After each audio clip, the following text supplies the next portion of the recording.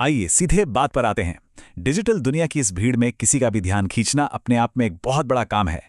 लेकिन आज इस विश्लेषण में हम जिस माइक्रो स्टोरी को डिकोड करने वाले हैं, उसने ये काम सिर्फ 5 छोटे-छोटे हिस्सों में कर दिखाया है। तेंदुआ और खोया हुआ मेमना। सुनने में ये एक बहुत ही आम सी कहानी लगती है ना, पर इसके पीछे काम कर रहा मनोविज्ञान और इसकी संरचना वाकई कमाल की है। तो चलिए मिलकर इस सोर्स मटेरियल की गहराई में उतरते हैं और समझते हैं कि आखिर कम से कम शब्दों में एक पूरी भावनात्मक यात्रा कैसे रची जाती है। शुरुआत देखिए कैसे होती है। बारिश में एक भूखे तेंदुए को रोता हुआ मेमना मिलता है। एक बेहतरीन हुक बिल्कुल ऐसा ही होता है जो सीधा असर करता है। यहाँ शब्दों के चुनाव पर गौर करते हैं। भूखे और रोता हुआ, ये सिर्फ शब्द नहीं है, ये सीधे तौर पर जिंदगी और मौत का सवाल खड़ा कर देते हैं।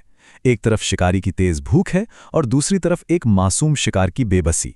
और हाँ, उन इमोजीज को भी ध्यान में रखना होगा। रोता हुआ चेहरा और तेंदुआ। डिजिटल सदी में ये इमोजीज शब्दों को पढ़ने से पहले ही दिमाग में एक दृश्य बना देते हैं। ऐसे विजुअल हुक्स तेजी से स्क्रॉल करने वालों को पल भर में ही कहानी और उसकी भावनाओं से जोड़ देते हैं। अब आगे बढ़ते हैं और देखते हैं कि दृश्य सेट करना और खतरा पैदा करना आखिर कैसे काम करता है। दृश्य निर्माण केवल सजावट के लिए नहीं होता, बल्कि आगे क्या होने वाला है उसकी आशंका पैदा करने के लिए होता है।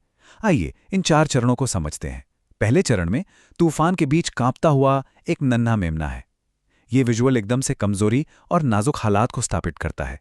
फिर आता है दूसरा चरण, जहां टेंशन बिल्कुल पीक पर पहुंच जाती है। एक खूंखार तेंदुआ अंधेरे में चमकती आंखों के साथ करीब आ रहा है।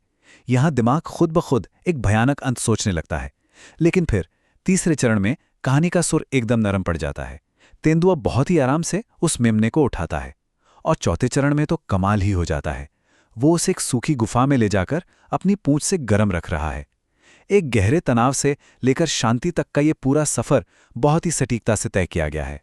और इस पूरे सफर में सबसे बड़ा झटका वहां लगता है जहां सब कुछ पलट जाता है, यानी एक अप्रत्याशित मोड़। इस बारे में सोचना बहुत दिलचस्प है कि जीव विज्ञान हमें क्या सिखाता है।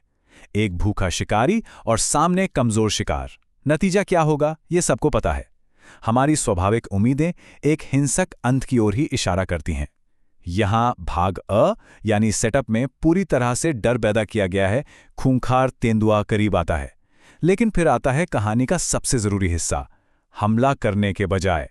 ये वो धुरी है जिस पर पूरी कहानी घूम जाती है।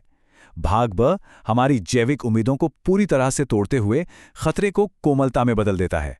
धीरे से उठाता है और गर्म रखता है। शब्दों का ये एकदम विपरीत इस्तेमाल कहानी के असर को कई गुना बढ़ा देता है। चलिए अब इस कहानी के अंतिम और छुपे हुए हिस्से की तरफ चलते हैं, मेटा डेटा को डिकोड करना। विवरण की इस लाइन पर गौर करते हैं, सबसे खूंखार के पास भी दिल होता है। ये लाइन यहाँ कोई संयोग नहीं है, ये बिल्कुल साफ कर देती है कि आखिर महसूस क्या करना है। कहानी का निष्कर्ष हमारी कल्पना पर नहीं छोड़ा गया है, बल्कि सीधे बता दिया गया है कि इसका भावनात्मक लक्ष्य क्या है। और उसके आगे लगा हुआ रोने वाला इमोजी इस निर्देश को और भी पक्का कर देता है कि हाँ, यही अनुभव करना है। जब इन हैशटैग्स को देखते हैं तो एक बहुत ही हैरान करने वाला खुलासा होता है।